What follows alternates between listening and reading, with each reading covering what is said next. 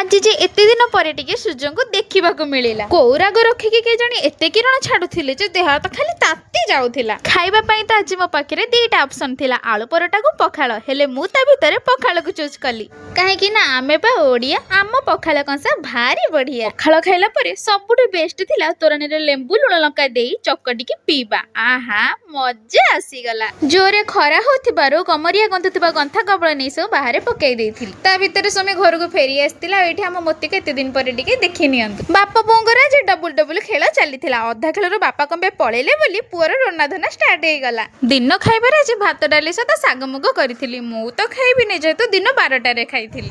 एबे बा कहूतिला खाइबनी बोली कौन मो भागर पुणी आसिकी बसी पड़िलनी। मु कौन भात खाउची कि खाली साग टिके खाउची ना